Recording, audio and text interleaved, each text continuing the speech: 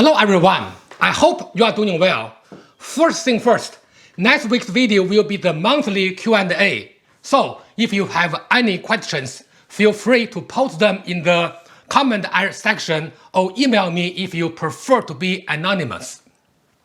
While you are free to ask any question, I may not answer them all, at least for now.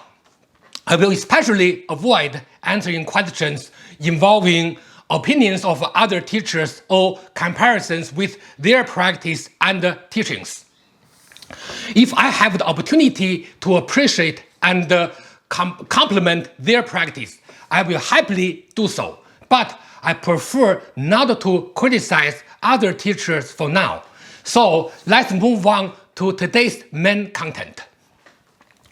When we practice internal style martial arts, we always heard about the term Song or relaxation.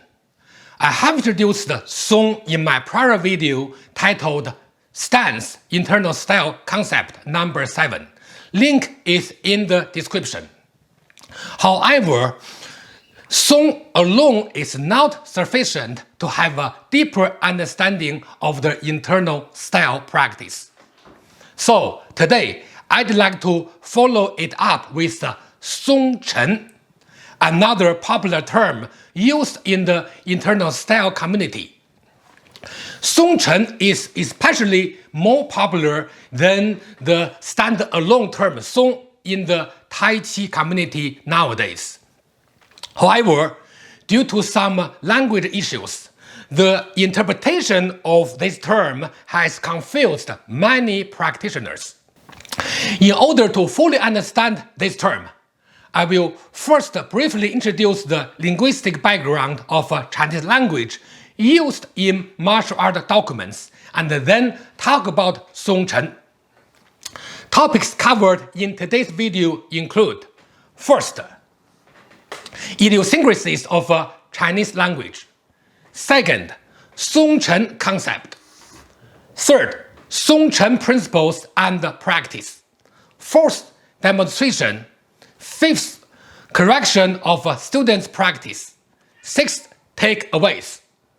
So, without any further ado, let's get started. Topic 1. Idiosyncrasy of Chinese language.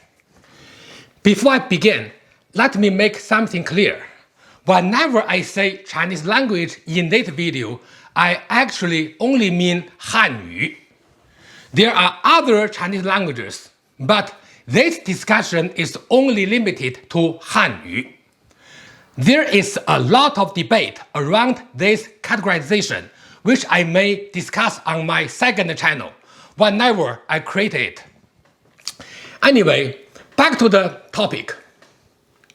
Chinese language is very unique compared to other language systems due to its syllabary, radicals, strokes and stroke order, homophones, homographs, and many dialects.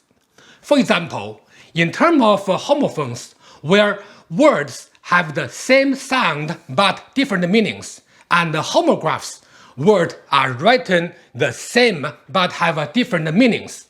These characteristics make Chinese language very interesting but difficult for its user to master. And sometimes it can create unnecessary confusion. If that wasn't enough, there's also the huge translation issue between Chinese and English, which can make things especially confusing for non-Chinese speakers. The Chinese language, including its syllabary and speech, has changed many times over thousands of years. Even though the language has changed, a lot of the language structure has remained fairly constant.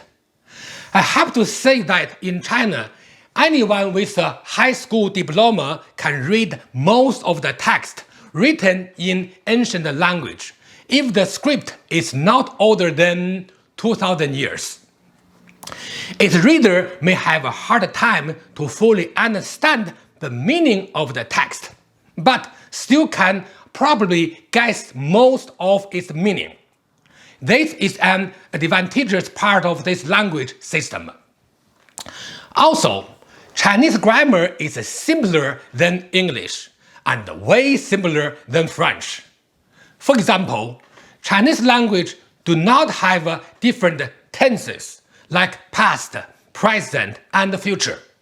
No masculine or feminine nouns like in French and German. The only issue here to non-Chinese speaker is that Chinese language is a highly contextual language, which requires the audience to know the context surrounding the speaker's words in order to understand the meaning of the words. Even though the Chinese language has been evolving for thousands of years, the biggest change occurred only a little over 100 years ago.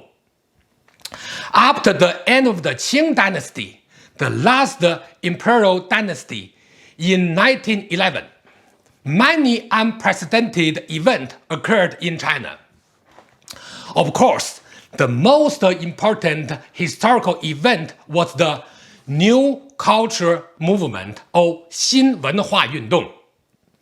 The New Culture Movement was so impactful that even today it is considered to have ushered in a new era of Chinese society with a drastic shift from tradition to modernity. Any political or social event is usually driven by some of the leaders, and the New Culture Movement was no exception. Many of its leaders and their followers saw China as just a nation among other nations, instead of considering China as the central kingdom, as its name 中国 implies. As a result, many Western doctrines, especially those promoting cultural criticism, gained popularity in China. A true unprecedented event. So, Chinese language system changed greatly during this period and kept changing afterward. By the way, the New Culture Movement is not to be confused with the Cultural Revolution. The New Culture Movement occurred in the Republic of China a few years after 1911, while the Cultural Revolution occurred in the People's Republic of China in the 1960s. One of the major changes in Chinese language system since the New Culture Movement has been the Westernization of Chinese, which many people commonly called Westernized Chinese. And this Westernization is still happening because of social and cultural exchange between China and the West.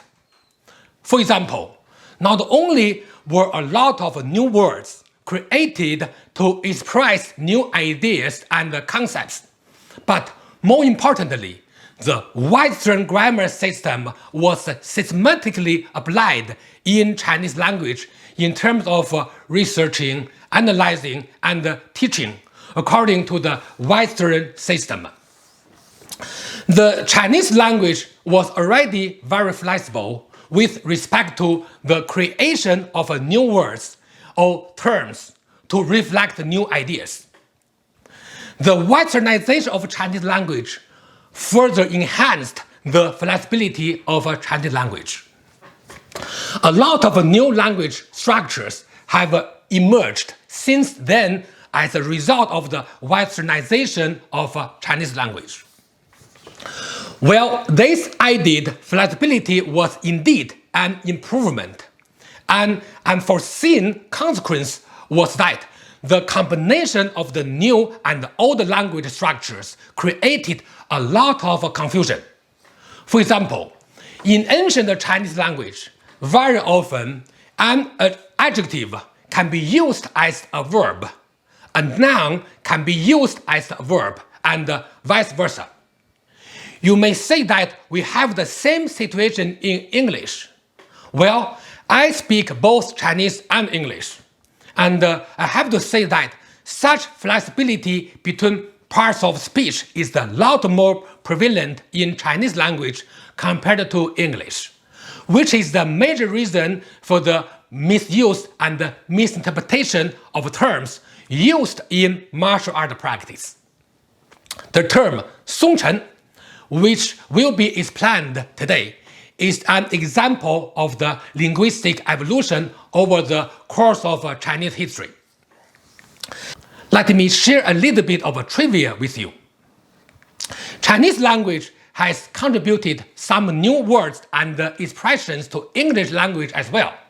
For example, some English words such as typhoon, which originated from typhoon, ketchup, which is originated from Minnan dialect, 叩头, which originated from 叩头.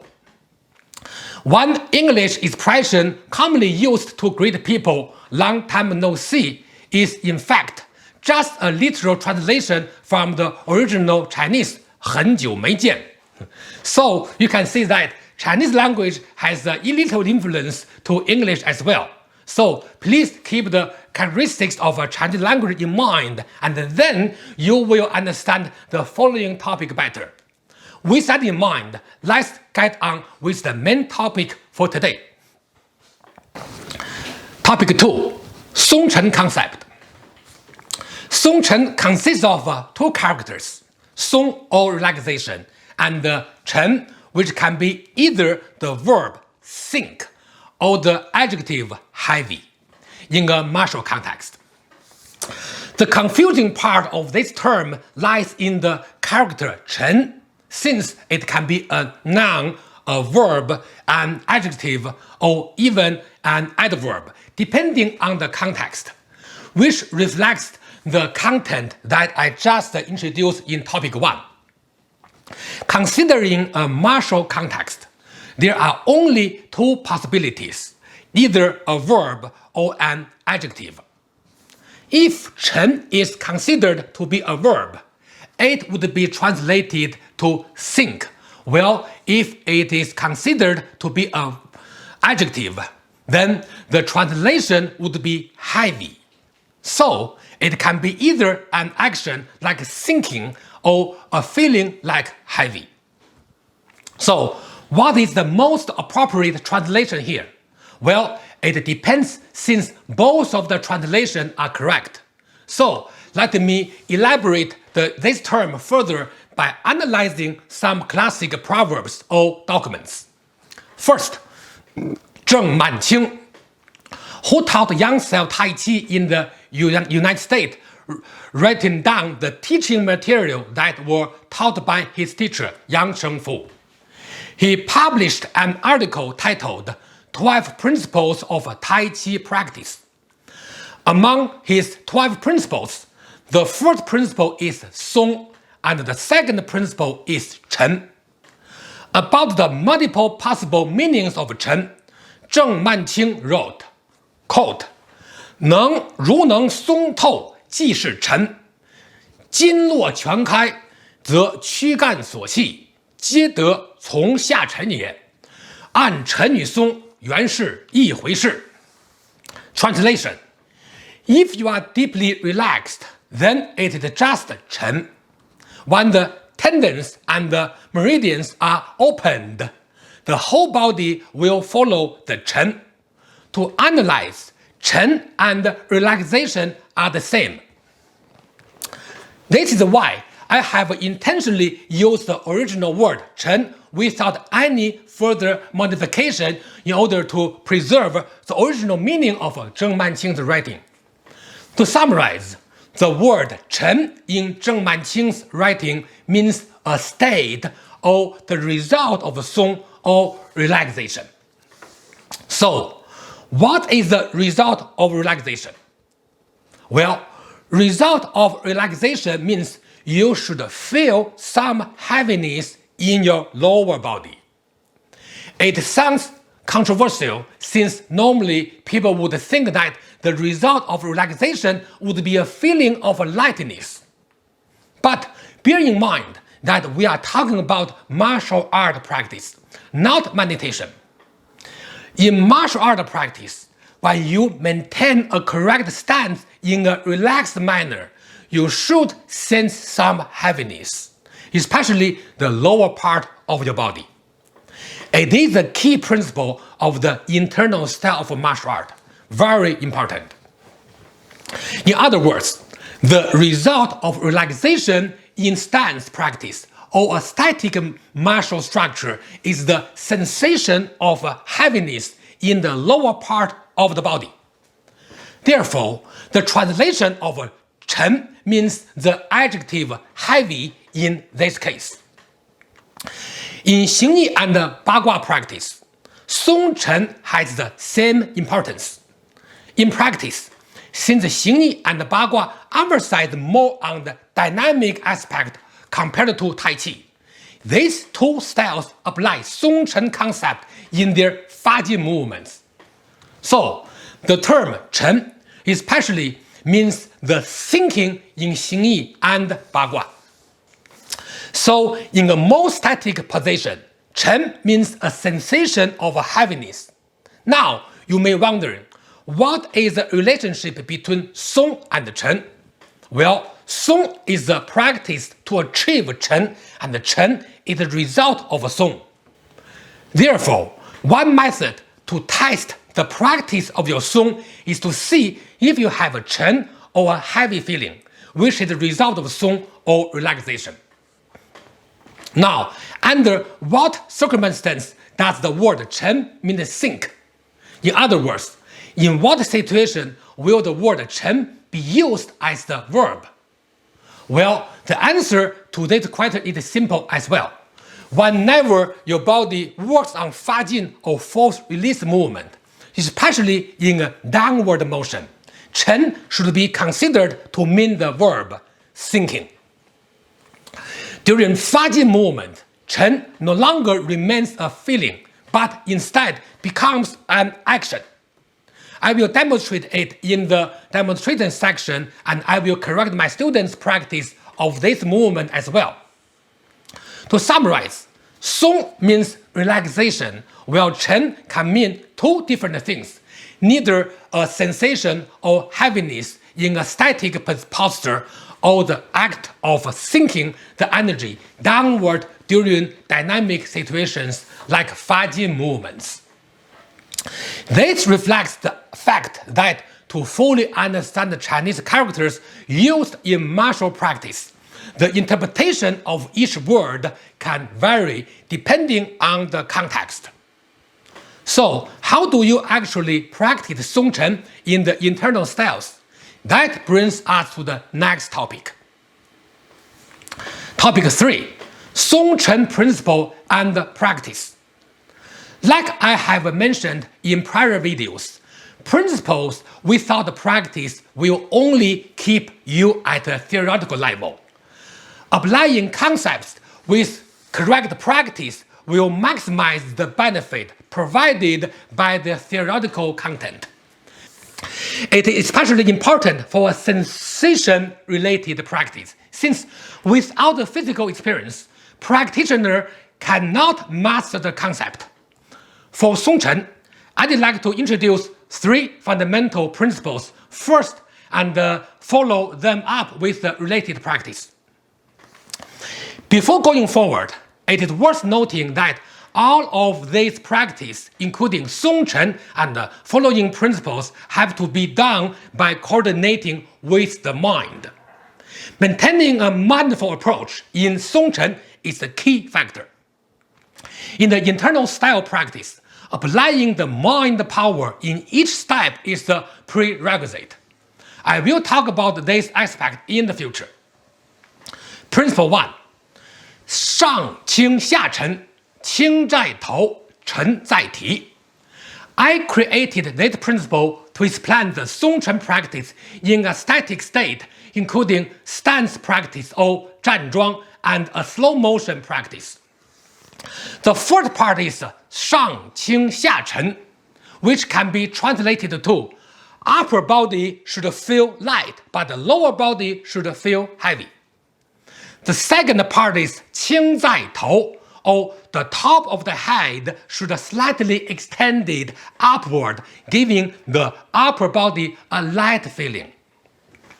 Please pay attention to the word slightly here, since the top of the head should not extended upward forcefully, or else it will create stiffness.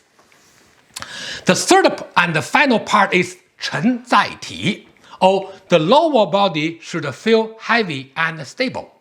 In other words, in addition to heaviness, you should also feel stable in a static posture.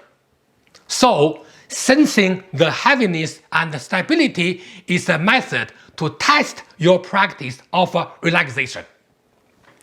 Real relaxation will definitely create lightness in the upper body and heaviness will stability in the lower body.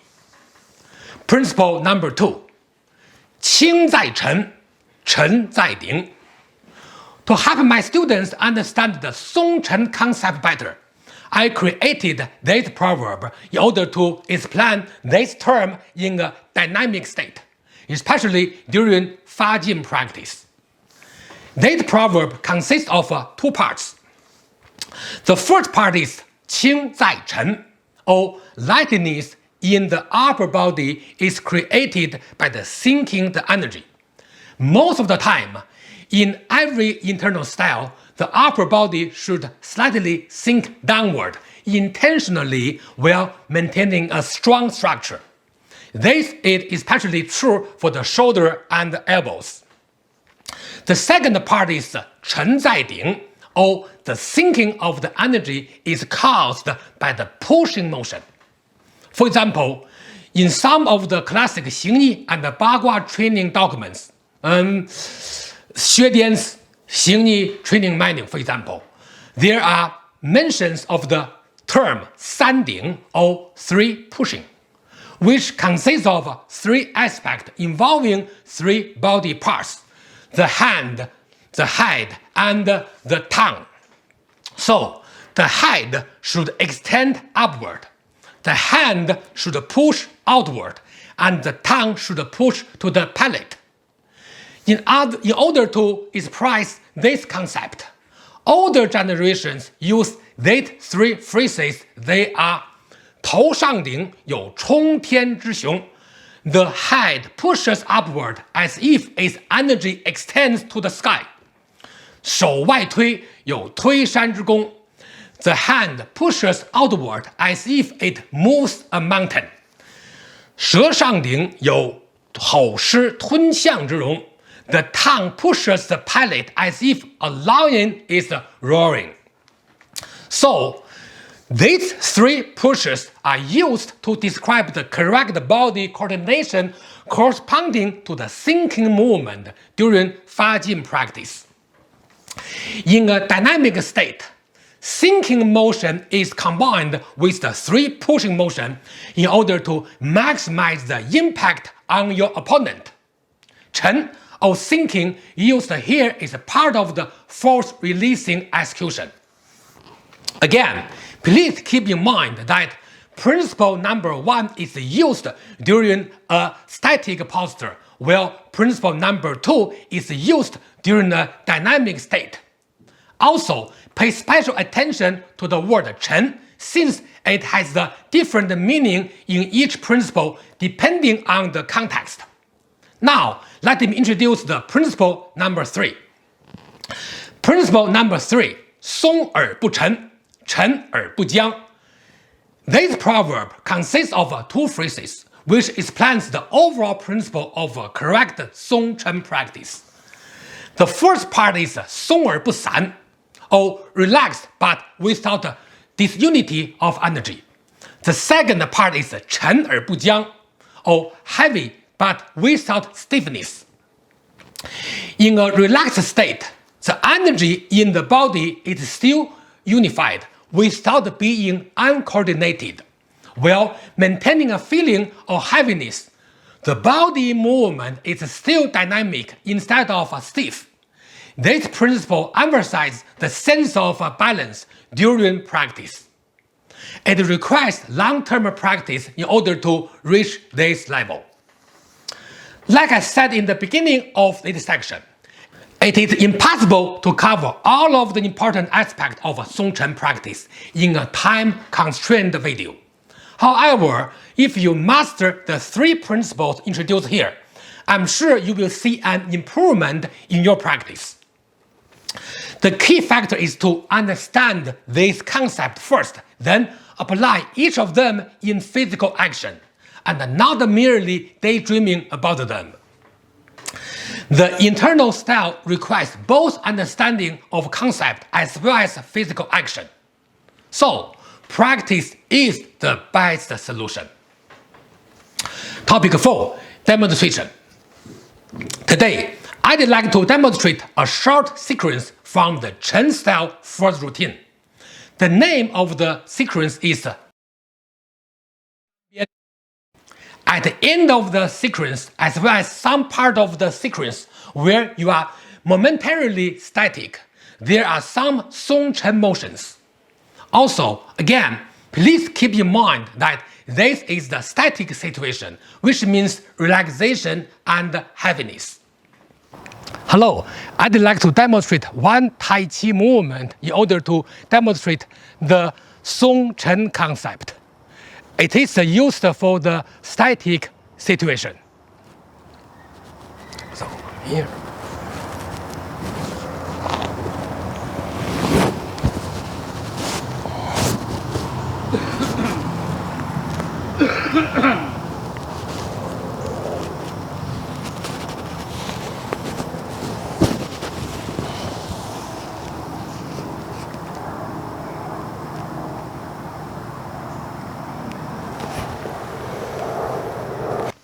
Topic 5. Correction of a student's practice. The Song Chen practice in this section reflects the relaxation and the sinking motion in a dynamic situation, which involves Fajin and downward sinking action. Hello, I'd like to ask my students to demonstrate the Hawk movement in order to demonstrate the Song Chen concept applied in Xingyi practice. It is a dynamic situation. It is involve force releasing of Fajin exercise. So, Lucas, you do the movement slowly, okay? Again. Okay, now let's go back. Let me correct his movement. Okay, overall his movement is very good. So let's start. Okay, first of all, to start this, you come back, you look at this, okay? You start this. The palm should already change to fist. 1, right? The first movement. So 1 already. No, not already. Yes, 1. Then when you move back, shoulder extend forward, and then 2. In the end, relax a little bit. Yes, again. 1, 2, go back again. So now slowly I will correct the movement. So 1, okay, then go back again. Then 1 stop. Okay. 1, 2, again. 1 stop at here, okay? 1, okay. So there's 3 pushing. First of all, at this moment, so here should inward a little bit more. Then here have a more turning motion, elbow bend a little bit more, right? And then this knuckle point toward forward. So 1, yes. And then the shoulder here sink down but have inward turning motion, head extend upward. And then rotate, then continue. Yes, move back, just maintain the structure. When you finish this movement, there's 3 pushings, head upward, here forward, and then the knee extend forward. Yeah, then this part push outward. Then the back shoulder have a forward motion. Right, then shoulder sink down, and the back hip sink down a little bit. Yes, yes. Now one more time, last time. One. Yes. Very good. Thank you. Topic 6. Takeaways. First, Chinese language has changed constantly over thousands of years. But the biggest change occurred only a little over 100 years ago with the New Culture movement, which resulted in westernization of the language. Second, Song Chen consists of two characters, Song, which means relaxation, and Chen means either the verb think or the adjective heavy, based on the context of the style of a martial art. Third, 3 principles of Song Chen. Principle 1. First part is Shang Qing Xia Chen, or upper body should feel light but lower body should feel heavy. Second part is Qing Zai Tou, or the top of the head should slightly extend upward, giving the upper body a light feeling. The third and the final part is Chen Zai Ti, or the lower body should feel heavy and stable. Principle 2. First, the first part is Qing Zai Chen, or lightness in the upper body is created by sinking the energy. Second, the second part is Chen Zai Ding, or the sinking of the energy is caused by the pushing motion. Principle 3. The first part is Song Er Bu San, or relaxed but without disunity of energy. The second part is Chen Er Bu Jiang, or heavy but without stiffness. Make sure to check out the demonstration and the students' practice correction sections to get a better idea about the actual physical practice. That brings us to the end of today's video. Quick reminder, send me your questions either in the comments or email me for the next video's monthly Q&A video.